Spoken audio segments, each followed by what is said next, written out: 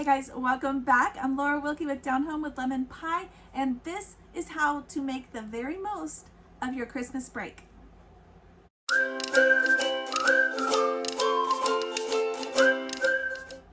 Alright guys, welcome back. I am Laura Wilkie with Down Home with Lemon Pie. I'm a Christian stay-at-home homeschool mama. I have 7 little ones, and let's just be honest, homeschoolers love the Christmas break. We just do. And this is how to make the most of it.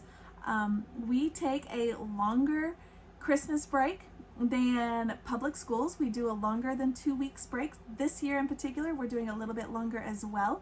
And there's so many good things that you can learn during the Christmas season that are still related to Jesus, to education, to learning, to enlightenment. But sometimes when you take too long of a winter break or a Christmas break, you start to have some behavior issues. So this video is all about things you can do to kind of that in between. It's not full homeschool, but it's not full just free range break. So these are some great ideas, things we've done in the past, things we've done this year, things we're still doing, and I hope that you guys can find something in here to keep you guys busy during this Christmas time. All right, so I've seen like an increase in people celebrating Christmas around the world. I know we did that when I was a kid because I went to public school and we weren't allowed to talk about Jesus or learn about Jesus. Thus, I didn't know a whole lot about it. But I knew a whole lot about how they celebrate Christmas in all these other countries, and I really didn't think that was going to help me in any way in my future. It wasn't, it was just, okay, why do I need to know how they celebrate Christmas in Germany or in Italy or all these places? I actually don't like teaching Christmas around the world. I don't think it is necessary. I don't think it is helpful, really. I mean, if you're learning about a country because you're going to go live there, maybe, but just in general, I kind of find it not helpful. With Christmas in general, there's just so much that you can focus on that I really don't want to waste our time learning about all the things around the world. I have been getting all the emails for months now from all the awesome homeschool creators, and they have all kinds of cool things about learning around the world and how they do Christmas, but honestly, I think there's so many other things that are so much richer, and so we usually stick to those. So the first one is Advent. Of course, there are so many options for Advent, and if you think that it's too late to get started, it is not.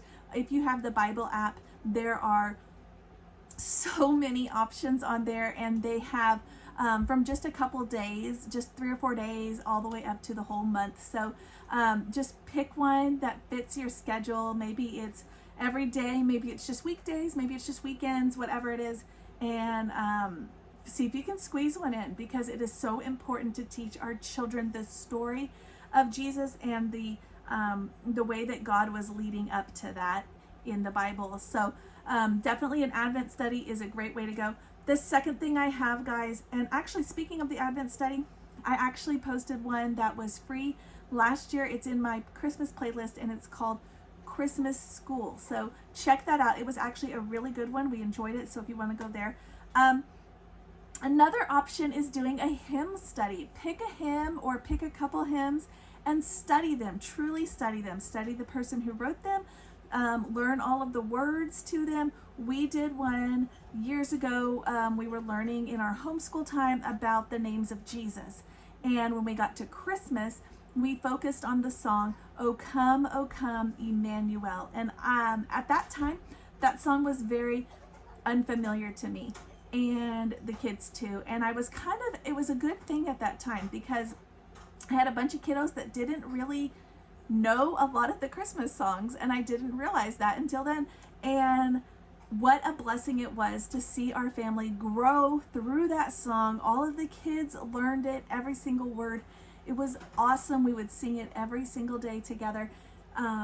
We learned all about it, what it means, all the different parts. It was so rich and good, and it didn't take a lot of time, but it is something that still, when we're driving in the car or we're listening to music at home and that song comes on, everybody joins in. And that's what I was hoping for, were songs that we could learn as a group and carry into the future. So that is a good one for that. And there's tons of other hymns and songs that are appropriate, and you can do the same thing. You could pick maybe one a week or one for the season, whichever it is, and it would be such a blessing. All right, so another idea is to study the 12 days of Christmas. We studied the 12 days of Christmas for a couple years actually, and it is such an enriching study.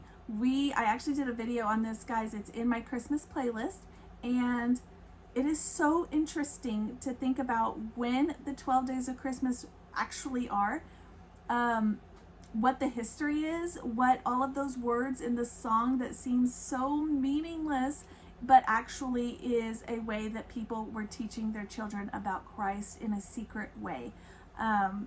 When you know that, it brings it to a whole new light, and it's not this little children's song anymore. It's actually a wonderful, beautiful Christmas study on the story of Jesus. So look that up. Like I said, it is in my Christmas playlist, and it is all about the 12 days of Christmas, all of the references of what all of that means and the history behind it. Okay, another study that you guys could do are the legend books. I don't know if you're familiar with the legend books. They are so rich and good. And there is one about the legend of the Christmas cookie. It is all about how they used the Christmas molds, the molds that they would use to make the cookie shapes were wooden, and they would actually use them to create the characters from the Christmas story in the Bible, and would make them for cookies because there were people who were poor and didn't have food, and they would listen to the story of Jesus while they were eating these cookies that were in the shapes of the characters in the story. What an amazing gift to give.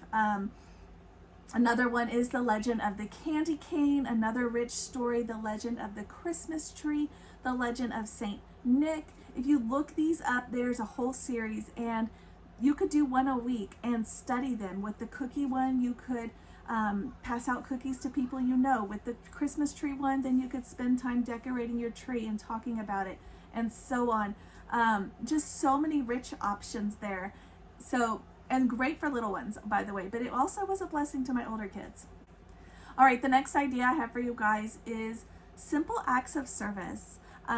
There are so many things, kind of like how you would create a bucket list for summer, create a bucket list for Christmas season. Is there a family in your community or in your church that you feel like maybe you could bless? We did this one year.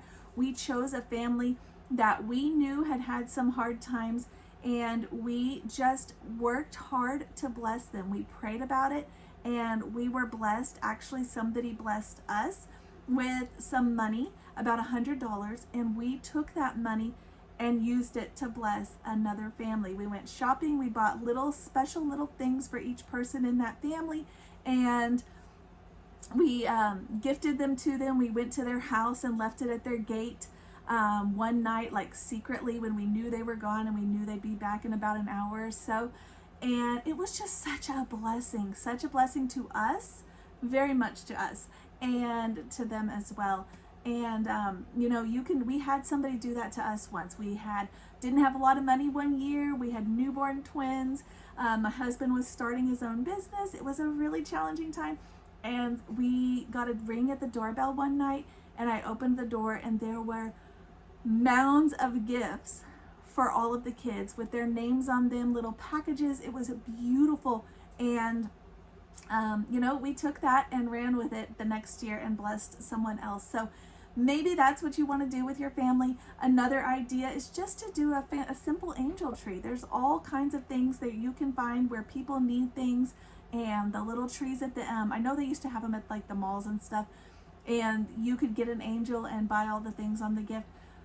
I think it's so important to make Christmas, to make sure that our children are involved in that giving, not just so much I want everything, but to give them a chance to give and be a Santa Claus as well. And so if you haven't checked out my Santa Claus video, I talk a little bit about that. It is also in the Christmas playlist. But yeah, find a simple way to celebrate Christmas with your family. These are some ideas we've done. I hope that one of them has been a blessing to you, or maybe you're able to do it in your own home. But these are some simple things that we've done to make our homeschool Christmas break A little bit homeschool, a little bit break, but a whole lot of blessing. So thank you guys for watching. Like I said, if you didn't check out the Christmas playlist, go check that out. There's all kinds of rich resources in there, book lists, all kinds of things. So check that out, and I will catch you guys next time.